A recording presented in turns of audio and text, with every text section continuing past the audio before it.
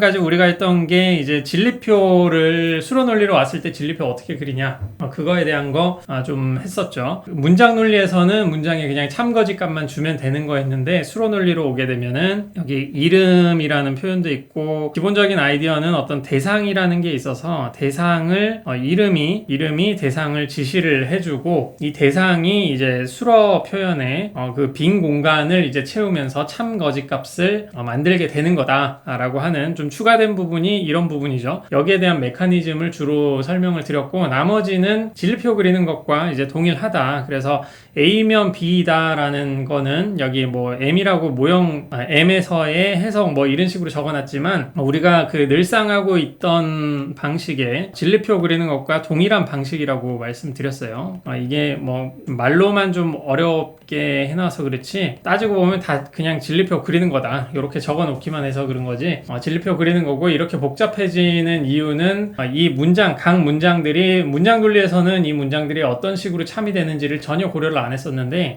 이제 수로 논리로 와서는 이름이라는 대상 이름이 지시하는 그 대상이 이제 수로의 빈 공간 변항을 채워주면서 이제 참이거나 거짓이거나 하는 그런 상황이 만들어질 수 있고 그 하에서 각 문장들의 참 거짓 값이 어떻게 주어지는지를 모형에 의해서 어떻게 주어지는지를 메커니즘을 이제 설명한 다음에 이런 복합 문장 A면 B다 그래서 상조건문 뭐 양화 문장 이런 것들이 어떻게 참거짓 값을 가질 수가 있는지 그런 메커니즘을 이렇게 좀 적어 놓은 거죠. 근데 따지고 보면은 물론 양화 문장에 대한 진리표는 거기 문장 논리에서는 말씀 안 드렸습니다만 따지고 보면은 우리가 진리표 그리는 것과 동일하다라고 보시면 된다고 말씀드렸습니다. 그래서 진리표를 이렇게 그렸구나 정도만 아시면 되고 여러분들이 꼭 무조건 알아두셔야 되는 부분이 여기 타당성에 대한 정의예요. 타당성에 대한 것이고 이거는 좀 컨벤셔널하게 좀 알아두면 된다라고 한 거죠. 모형이라고 하는 거는 도메인이라는 게 있고 도메인이라는 게 있으니까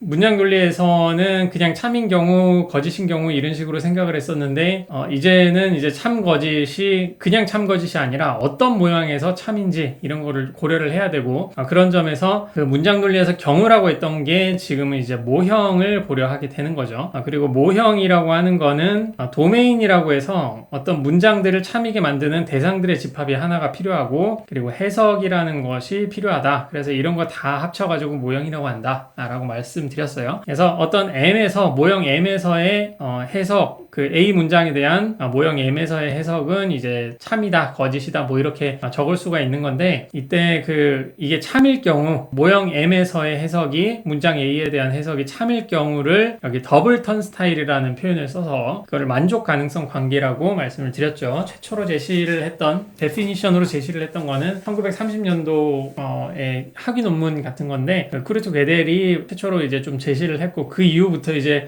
여러 가지 발전을 거쳐서 알프레드 탈스키라는 사람에 의해서 그 모형론으로 확실하게 이제 발전을 하게 되는 거죠. 근데 그 아이디어가 어떤 사람이 번뜩여서 제시를 했다 뭐 이런 거보다는 약간 가깝게 본다면 근세 시절에 조지 불 시절에부터 나왔던 그 수학에 관한 그리고 논리에 관한 그 직관이 이제 1920세기 초반으로 와서 이제 정리가 되고 그래서 폭발적으로 이제 발전하기 시작하는 그래서 뭐 저번에 논리학의 역사에도 했습니다만 이제 최종적으로는 지금 현대 시대의 컴퓨터 발전으로 가장 실용적인 영역으로는 컴퓨터로까지 이제 발전을 하게 되는 거죠. 그래서 이 턴스타일을 써서 모형 M을 적고 더블 턴스타일 A 이런 식으로 하면은 모형 M에서 A다 라고 하는 식으로 이제 생각을 하실 수가 있고 더블 턴스타일에 밑에 M 이런 식으로 적으면은 적을 수도 있다는 겁니다. 이것과 이것이 이제 같은 표현인데 만약에 M을 전혀 적지 않는다 라고 하면은 모든 모형에서 A가 이제 참이다 라고 적는다고 말씀드렸어요. 그리고 제일 중요한 거는 이런 거죠.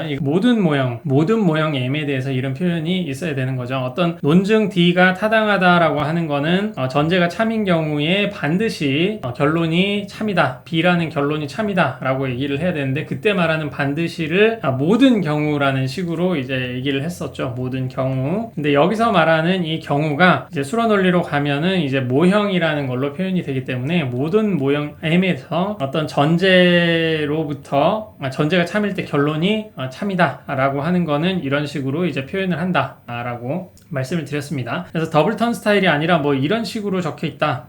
이런 식으로 하면은 우리 구문론, 의미론 구분을 했기 때문에 그냥 턴 스타일 적으면은 이게 타당성을 얘기하는 게 아닌 거죠. 그렇기 때문에 뭐 이렇게 적혀 있으면은 이거 잘못된 거다. 뭐 그런 거 아셔야 되고, 이게 모든 모형이라고 제시를 또 해야 되는 거고, 그리고 여기에 이제 모형 M이라는 게 전혀 적혀 있지 않는 그런 식으로도 표현이 될 수 있다라고 보시면 되는 거고요. 논리적으로 참이다, 항진 문장이다, 이거는 문장 하나에 대한 건데, 이것도 마찬가지로 모든 경우에 그 문장이 참이다 라는 걸로 말씀을 드렸죠. 근데 여기서는 모든 모형 M에 대해서 그 문장이 참이다, 이런 식으로 나올 수가 있습니다. 그리고 논리적으로 동치다도 A로부터 이제 B가 모든 모형에서 그 귀결이다, 논리적 귀결이다 라고 나오는 거고, A가 B로부터의 논리적 귀결이다 라는 식으로 또 적을 수 있고, 이렇게 모형 M을 제외하고도 적을 수가 있다 라고 하는 겁니다. 그래서 정의, 이거 제일 중요하고, 논리학과 관련된 지식이 들어가는 어떤 수업이든지 간에 이 타당성, 논리적 참, 논리적 동치, 뭐 그리고 건전성 있죠. 건전성. 그리고 거기서 더 가면 이제 일관성, 이런 개념들은 그냥 그 논리라는 표현이 들어가는 곳에 가장 기초적이고 거의 목적이라고 할 수 있는 것들입니다. 이런 것들은